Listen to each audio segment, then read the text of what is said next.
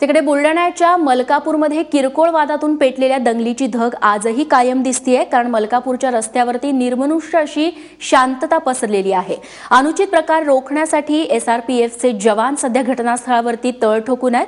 काल किरकोळ कारणावरून 2 गटात दगडफेक झाली होती, त्यात जखमी झालेल्या 57 पोलिसांवरती सध्या रुग्णालयात उपचार सुरू आहेत। काही पोलिसांना प्रथमोपचार केल्यानंतर सोडून देण्यात आलेला आहे। पेटलेली दंगल शमवण्याचं आवाहन करायला गेलेल्या आमदार चैनसुख संचेती यांच्यासोबतच पोलीस अधीक्षक आणि पोलीस उपअधीक्षक हे देखील जखमी झालेले होते काल। शिवाय 75 दंगलखोरांना देखील प्रथमोपचारासाठी रुग्णालयात आणलं गेलं होतं। दरम्यान मलकापूरमध्ये आजही संचारबंदी कायम आहे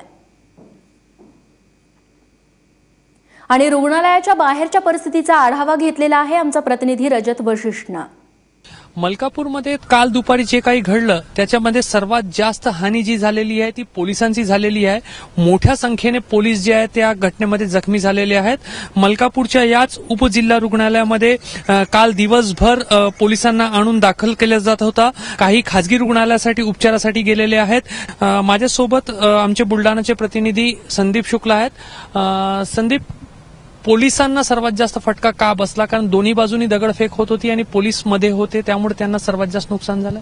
हो रजत, काल जेव्हा दगडफेक सुरू झाली आणि दगडफेक सुरू झाल्यानंतर जेव्हा पोलीस ते सर्व सुरक्षा व्यवस्थेसाठी गेले तेव्हा दोन्ही बाजूने दगडफेक सुरू होती आणि पोलीस त्याच्यामध्ये आले आणि त्याच्यामध्ये 57 पोलिसांना याच्यामध्ये पोलीस जखमी झालेले आहेत आणि पोलिसांचे जे वरिष्ठ अधिकारी आहेत, डीवायएसपी लेवलचे अधिकारी आहेत, वरिष्ठ अधिकारी, त्यांना त्यांच्या डोक्याला मार लागला, मोठ्या प्रमाणावर त्यांना इंजर्ड झाले आणि त्यांना हॉस्पिटलमध्ये भरती केल्यानंतर त्यांना काही पोलीस अजून आहेत, काही पोलिसांना डिस्चार्ज केला आहे आणि जे एसपी आहेत बुलढाण्याचे बाविस्कर साहेब त्यांच्याही हाताला लागलं, डीएसपींच्या हाताला लागलं आणि याच्यामध्ये या घटनेमध्ये सगळ्यात जास्त जो त्रास झाला, जो सगळ्यात जास्त जे नुकसान झालं ते पोलिसांचं झालेलं आहे। आज सकाळपासून परिस्थिती नियंत्रणात आहे का आणि कशा पद्धतीने आता पुढे पोलीस प्रशासन परिस्थितीवर नियंत्रण मिळवणार आहे? कुठली अजून घटना रात्रीपासून घडलेली नाहीये, त्याच्यानंतर ही परिस्थिती आता सुधारत आहे आणि 9 वाजेपर्यंत इथे कर्फ्यू सध्या आहे आणि कर्फ्यूमध्ये आता ढील देण्यात येईल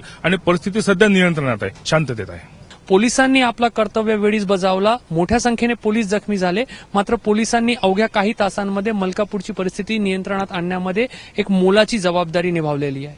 कॅमेरामॅन सुरेश डोनाळकरसह रजत वशिष्ठ, एबीपी माझा, मलकापूर, बुलढाणा।